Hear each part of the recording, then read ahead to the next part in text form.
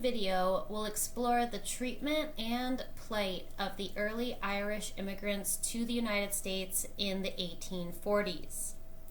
Nearly 2 million refugees from Ireland crossed the Atlantic to the United States in the dismal wake of the Great Hunger or the Great Potato Famine. Beginning in 1845, the fortunes of the Irish began to sag along with the withering leaves of the country's potato plants. Beneath the sod, festering potatoes bled a putrid red-brown mucus as a virulent pathogen scorched Ireland's staple crop and rendered it inedible. While the potato blight struck across Europe, no corner of the continent was as dependent on potatoes for survival as Ireland, which was mired in extreme poverty as a result of centuries of British rule.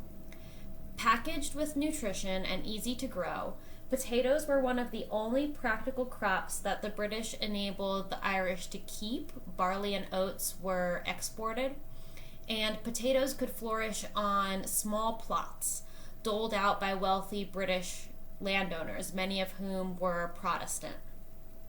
The Irish consumed 7 million tons of potatoes every year and usually ate them for every meal, along with cabbage, some bread, and meat.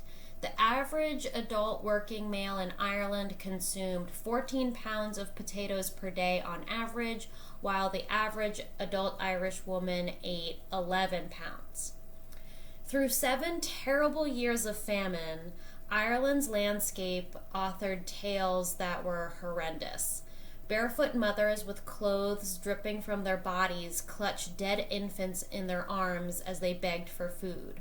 Wild dogs searching for food fed on human corpses.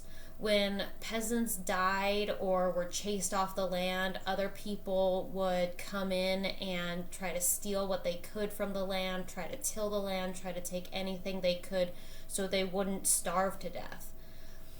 People ate grass. Desperate farmers sprinkled their crops with holy waters. People searched for potatoes wherever they could. Typhus, dysentery, tuberculosis, and cholera, which were highly contagious, tore through the countryside, and horses were constantly marching, carrying bodies to mass graves. At the time, Ireland's political system was ruled by London. The Irish were not allowed to vote. They were not allowed to worship openly. They had restrictions on what they could read. There were incredible economic restrictions, sanctions on Ireland. British laws did not enable the Irish to own land, horses, or guns. The Irish were denied food, and food convoys continued to export their own wheat, oats, and barley to England. British lawmakers believed in their own superiority as well as laissez-faire capitalism, and they were reluctant to provide government aid not only to the British poor but also the Irish poor. Different newspapers spoke out about this. For example, the Illustrated London News in 1849 said Great Britain cannot continue to throw her hard-won millions into the bottomless pit of Celtic pauperism. So there was money going to Ireland, but the Brits thought that it was too much.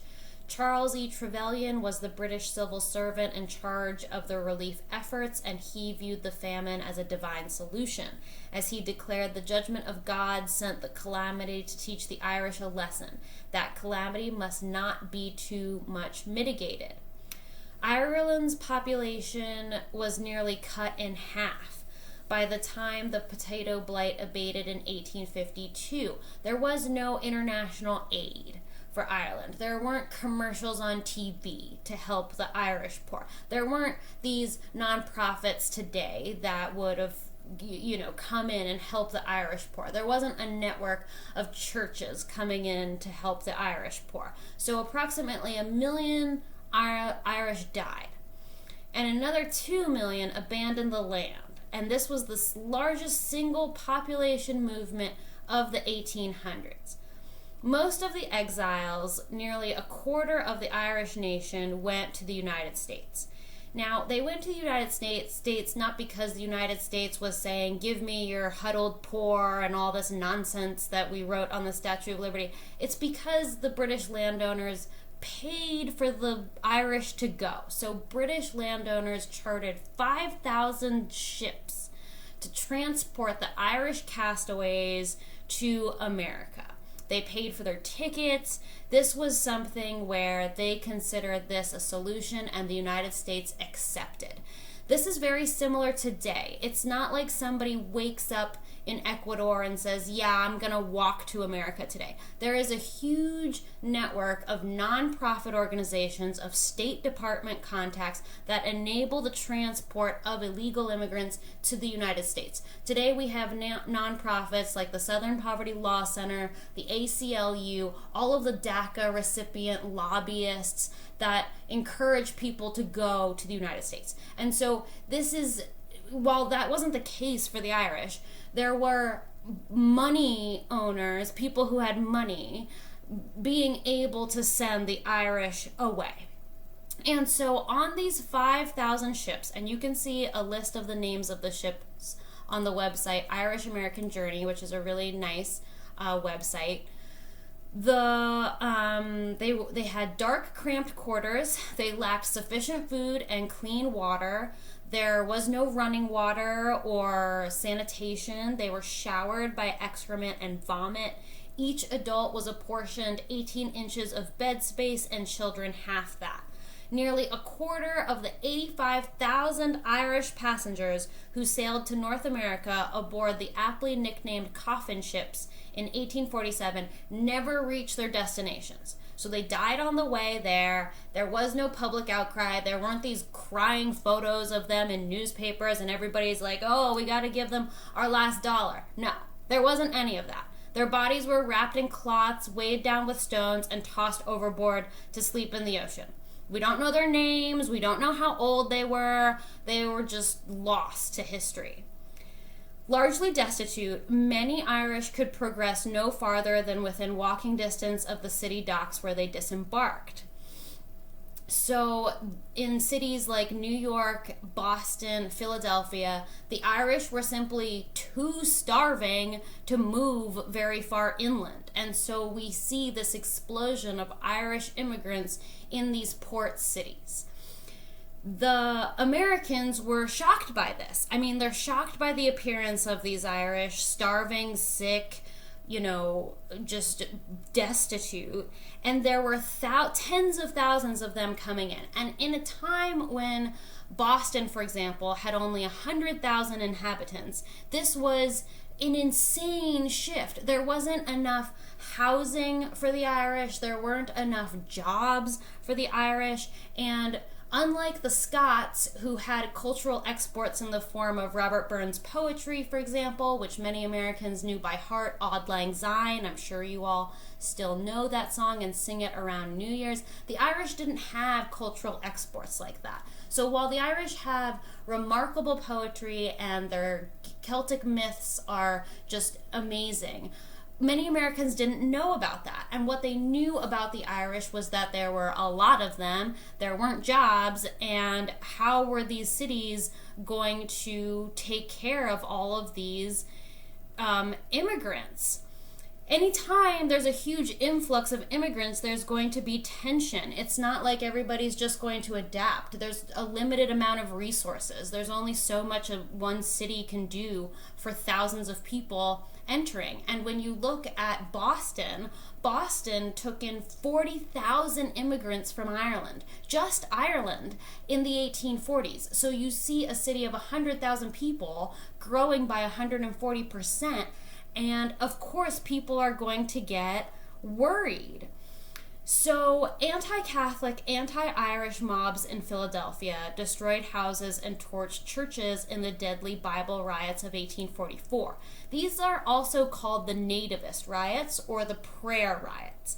And in Kensington and Southwark, Philly, There was rising anti-Catholic sentiment at the growing population of Irish Catholic immigrants. The government brought in over 1,000 militia who confronted these mobs and killed and wounded hundreds. As far as I can tell, there weren't any cases about this. These people died, and it's not like there was a Department of Justice inquiry or anything like that. So there was a rumor that Catholics were trying to remove the King James Bible from public schools, which was just not okay with Philadelphia. Philadelphia had spent decades building up their public education, and so to try to change it so rapidly was unacceptable to many of the residents.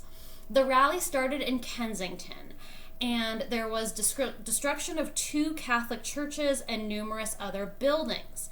Riots erupted again later in the year after it was discovered that St. Philip Neri's Catholic Church in Southwark had armed itself for protection.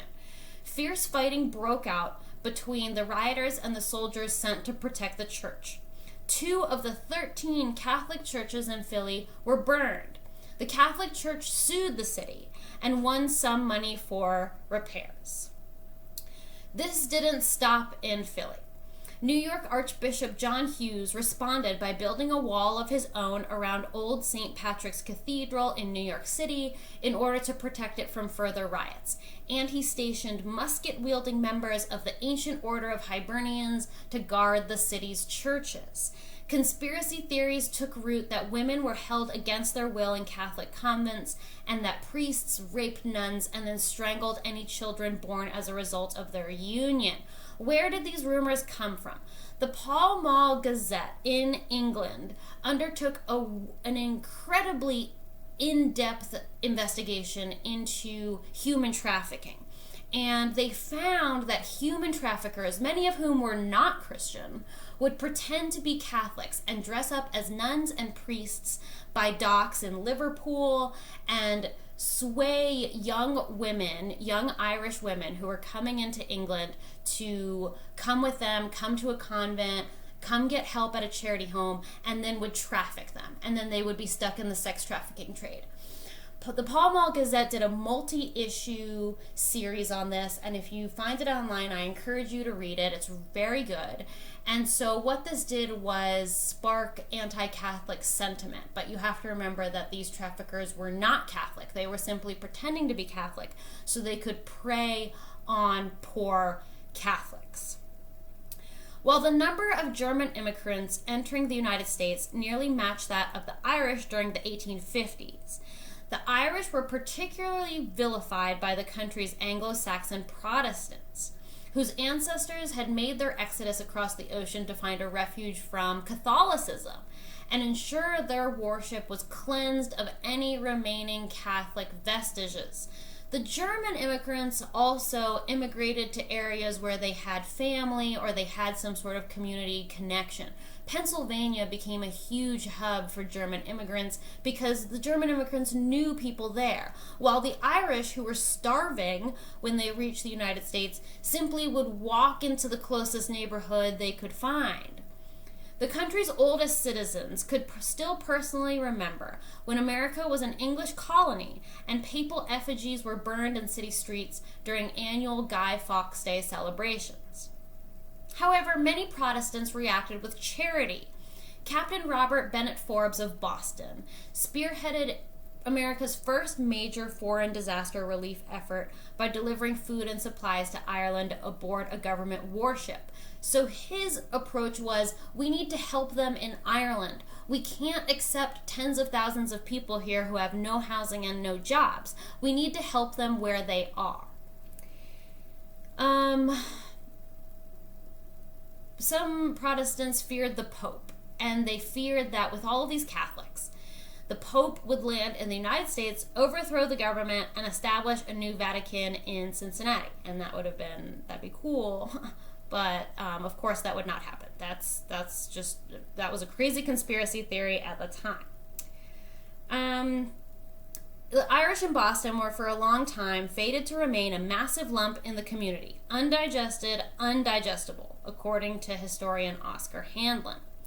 The Irish insisted on working, And so there was no welfare state. It's not like they could apply for handouts. They weren't given a smartphone like they are today when they crossed the porous American border. The Irish worked. They cut canals. They dug trenches for water and sewer pipes. They laid rail lines. They cleaned houses. And there are horrible stories of Irish girls being attacked by their employers in these marvelous manor homes of New York City. They went to textile mills. They worked as stevedores, stable workers, and blacksmiths. Some of the Irish also joined the American Army. Drawn in part by higher wages and a common faith with the Mexicans, some members of the St. Patrick's Battalion deserted the United States Army after encountering ill treatment by commanders and fought with the Mexicans. After their capture, 50 members of these San Patriosos were executed by the United States Army for their treasonous decisions. The discrimination faced by the Irish was not subtle. It was right there in black and white in newspaper classified advertisements that said, "No Irish need apply." Irish children were not admitted to study in American schools, and this was studied increasingly by women, including Louisa May Alcott in Massachusetts. You can learn more about the Alcott sisters in the video in my channel. Pens of illustrators such as Thomas Nast dripped with prejudice as they sketched Celtic ape men with sloping foreheads and monstrous appearances. There was the consistent stereotype in American media that the Irish are alcoholics and they abandon their families and they're lazy. And even today, there are jokes in the mainstream media that the Irish are all alcoholics and everybody's encouraged to laugh about it. In 1849, a fraternal society of native-born Protestant men called the Order of the Star-Spangled Banner formed in New York. Bound by sacred oaths and secret passwords, its members wanted a return to the America they once knew, a land of temperance, liberty, and Protestants. Similar secret societies with menacing names like the Black Snakes and Rough and Ready sprouted across the country, so Protestants organized. These societies then worked together, and they created the American Party, whose members were called the Know-Nothings because they claimed to know nothing when questioned about their politics. Party members vowed to elect only U.S. citizens and only non-Catholics. Their motto was "Americans must rule America." And the Know-Nothings elected 8 governors, more than 100 congressmen, and mayors of cities including Boston, Philly, and Chicago in the mid-1850s. They found their greatest success in Massachusetts, where in 1854 the American Party captured all state offices, the entire state Senate, and all but a handful of seats in the House chamber. They mandated the reading of the King James Bible in public schools, disbanded Irish militia units, so the Irish organized as well. It's not like there was just one organizational dictatorship in American society, confiscating their weapons, and deported nearly 300 poor Irish back to Liverpool because these Irish were a drain on the public treasury and were on the public dole. They also barred naturalized citizens from voting unless they had spent 21 years in the United States. When Irish Catholics organized to run for office because they saw that they would need to get involved in the democratic process legitimately in order to make a difference, they had to fight rumors that they were cannibals.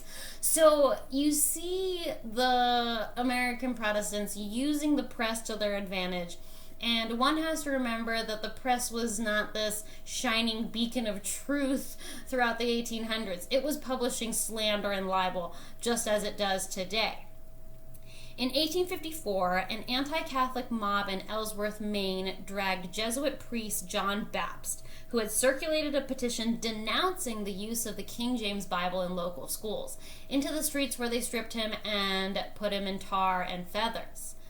The same year, in Bath, Maine, the pews of a church recently purchased by Irish Catholics were destroyed before hoisting an American flag from the belfry and setting the building ablaze. So you see this huge contest between what reigns, American patriotism or religion.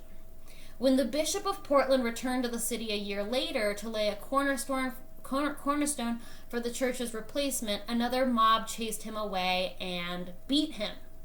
The violence turned deadly in Louisville, Kentucky in 1855 when know-nothings guarding polling stations on an election day launched street fights against German and Irish Catholics who may not have been voting legally.